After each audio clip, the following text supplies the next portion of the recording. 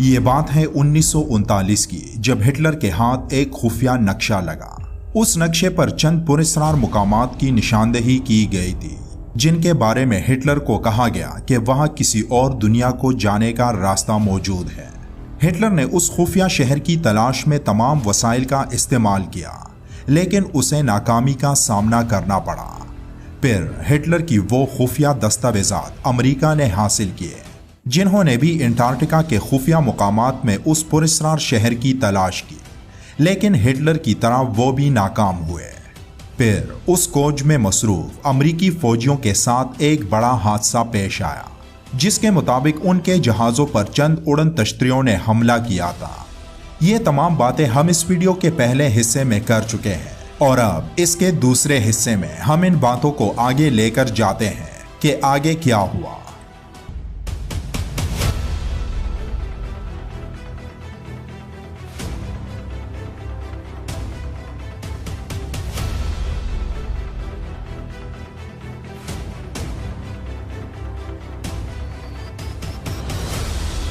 फरवरी 1947 एक अमरीकी navy admiral एक प्राइवेट जहाज में अपनी अहलिया के साथ दुनिया के नॉर्थ पोल पर पहुंचा, और जब उसका जहाज अंटार्कटिका के ऊपर परवास कर रहा था तो उसने कुछ पुरस्कार वाकयात का मुशाहिदा किया, जिसे उसने अपनी एक डायरी में भी लिखा।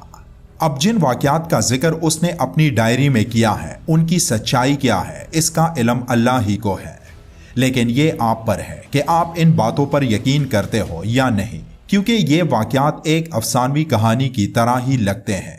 अपनी डायरी में वो लिखता है कि मेरी इन बातों पर कोई यकीन नहीं करेगा, इसलिए मैं इन बातों को खुफिया रखना चाहता हूँ, लेकिन वो वक्त जरूर आएगा जब लोग मेरी इन बातों को पढ़ेंगे, और तब उन्हें तमाम बातों का इल्म होगा जो मैं इस डायरी में लिख रहा हूँ। 19 फरवरी 1947 की अपनी अंटार्कटिका फ्लाइट के दौरान मैंने नीचे जमीन पर सब्ज रोशनियां देखी। वो रोशनियां एक शहर का मंजर पेश कर रही थी, जहां मुझे सब्जा, जानवर, पहाड़ और लोग नजर आए थे।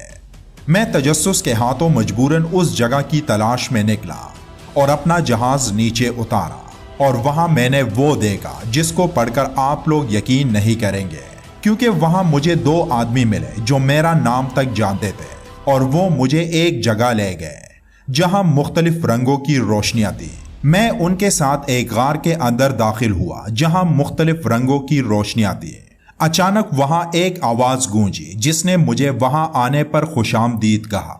वो आवाज एक आदमी की थी जो एक तरफ टेबल के गिर्द बैठा था, और उसके चेहरे को देखकर मैंने अंदाजा लगाया कि यह शख्स काफी उम्र रसीदा है।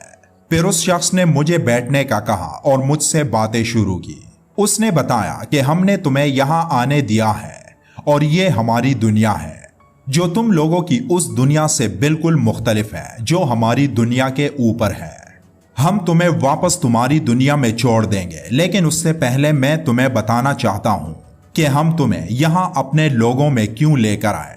फिर उसने बताया कि जब हिरोशिमा और नागासाकी पर एटमी हमला हुआ तो हमें उस बारे में इल्म हुआ।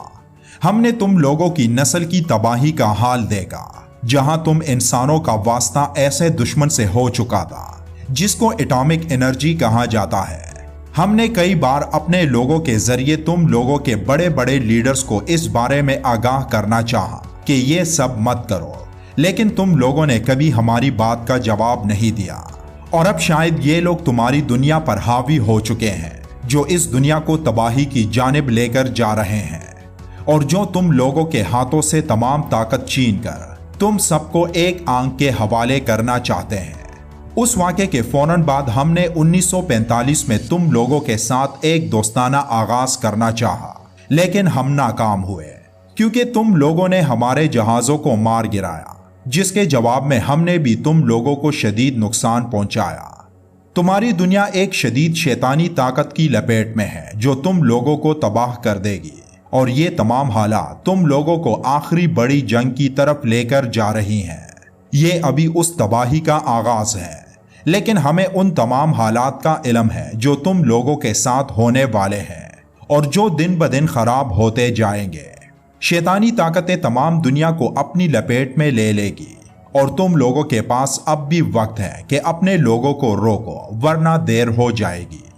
उस एडमिरल के मुताबिक 1 मार्च 1947 को जब वो वापस अपने मुल्क पहुंचा तो तब पेंटागन में एक मीटिंग के दौरान उनको बताया कि मैंने वहां क्या देखा। मेरी उन तमाम बातों को वहां रिकॉर्ड किया गया और उन तमाम बातों की तफसीलात अमरीकी सदर के पास पहुंचाई गई, लेकिन मेरी बातों को संजीदगी से नहीं लिया गया। मुझे उसके बाद सख्त सिक्योरिटी में रखा गया, जहां सिक्योरिटी ऑफिसर्स रोज मुझसे सख्त लहजे में सवालात करते और एक मेडिकल टीम को मेरे मुआयने के लिए भेजा गया।